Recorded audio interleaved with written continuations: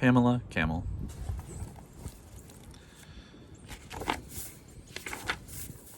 Pamela Camel belonged to the Brinkerhoff Brothers Big Top Circus a long time ago.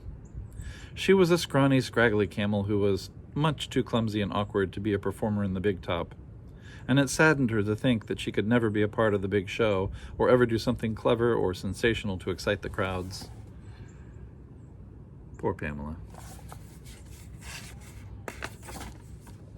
Otto, the elephant trainer, tried teaching Pamela to walk on a ball, but after teetering around for just a few seconds, she lost her footing and came crashing to earth. It was a painful lesson, and the poor camel was hurting from her scraggly hump down to her toes for weeks afterward. So Pamela unhappily resigned herself to being an ordinary camel in the menagerie tent, to be stared at and insulted by crowds on their way into the Big Top. Everyone seemed to think that Pamela was exactly like all the other camels, and to her dismay they called her a bad-tempered beast, a stupid brute, and dumb as can be.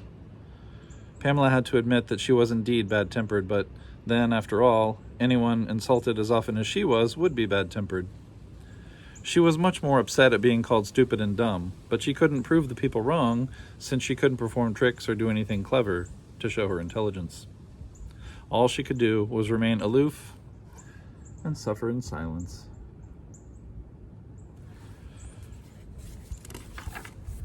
Finally, one day, Pamela was fed up with all the insulting remarks and decided she had suffered enough.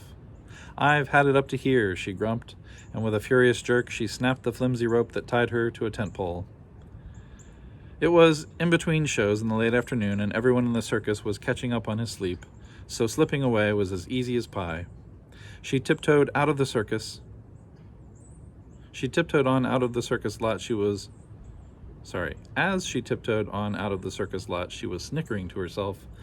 "This is an awful waste of slyness, since no one in the show cares whether I'm here, there, or anywhere at all."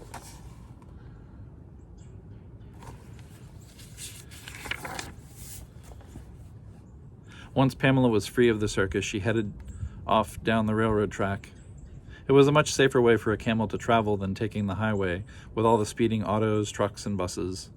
She knew it was sometimes hours before a train came chugging down the tracks.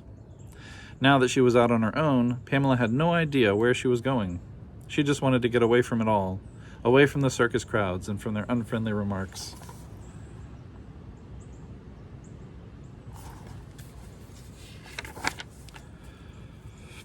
She was loping along at a nice easy pace, thinking how much fun it was to be out in the country without any care in the world, when all at once she came across a break in the track. "How dreadful," she said with a sigh. "What a shame. That break could cause a terrible train wreck."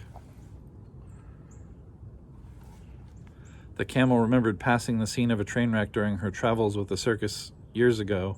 It was an awful disaster with the engine upside down and the coaches all topsy-turvy.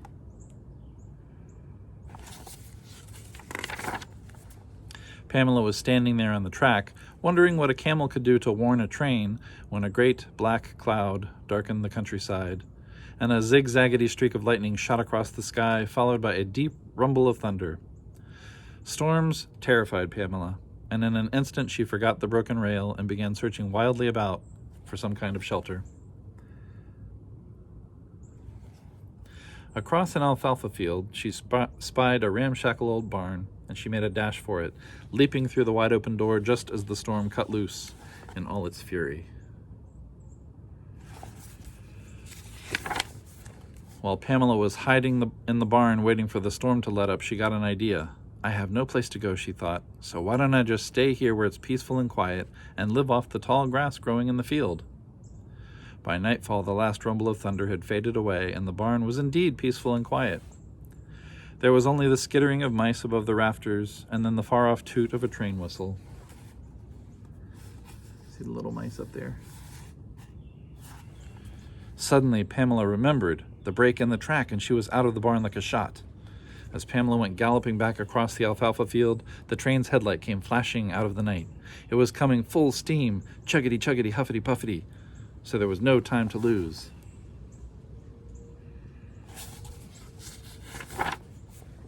In frantic leaps and bounds, Pamela was up the steep grade and onto the track, and when she reached the break in the rail, she wheeled around to face the speeding locomotive. "Now then," she muttered, "we'll soon see if the engineer will stop this train for a camel."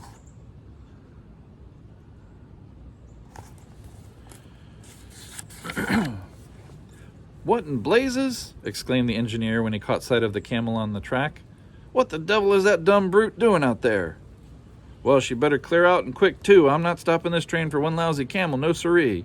And he gave her one last warning, an ear-splitting blast on the whistle. "Toot, toot, woot!" "Hootaroo, wooey." That's really what it says.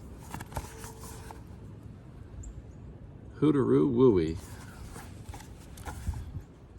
Not stopping for a camel.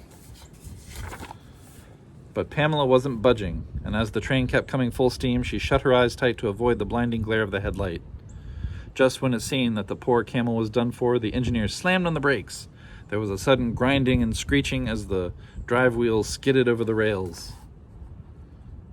And for a moment, we're going to forget the reality that it takes about a mile for a train to stop.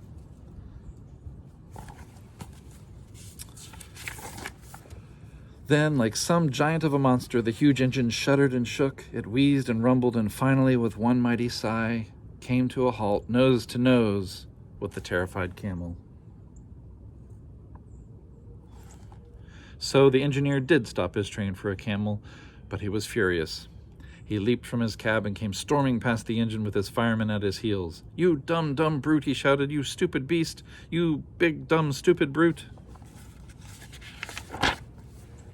But all the insults in the world couldn't faze Pamela now. She had become so dizzy and weak from fright she fainted dead away and ended up sprawled on the track with her head resting on the broken rail.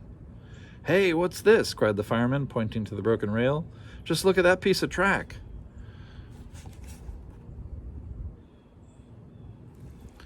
"Zounds!" exclaimed the engineer. Is that something people really say? Zounds! Maybe the poor brute was trying to tell us something. Why, if we kept going full steam, this old train would have gone cab over tea kettle. From here to kingdom come. Zounds! He said it twice. I'm going to start adding that to my daily vocabulary. When Pamela finally recovered her senses and hauled herself back onto her feet, she was caught up in a wild celebration as all the passengers swarmed off the coaches to express their gratitude to the heroic, train-saving camel. Still with the headlight in her eyes. It was a tremendous triumph for Pamela, and in no time the news of her amazing display of courage spread throughout the land. Hey, he's wearing my hat. When the Brinkerhoff brothers discovered that the famous camel was theirs and had run away from the circus, they claimed her at once. Pamela became a star attraction and led the grand procession into the big top at the start of every show. And the ringmaster introduced her to the crowds as the one and only Pamela Camel, the most courageous, the most intelligent, the most amazing and extraordinary dromedary ever to walk the face of the earth.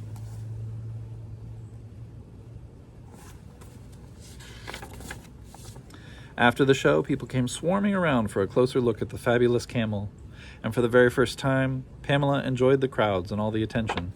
After all, she had no need to worry about being called dumb or stupid ever again. And how could anyone call Pamela a bad-tempered beast, now that she was all smiles and happy as a clam?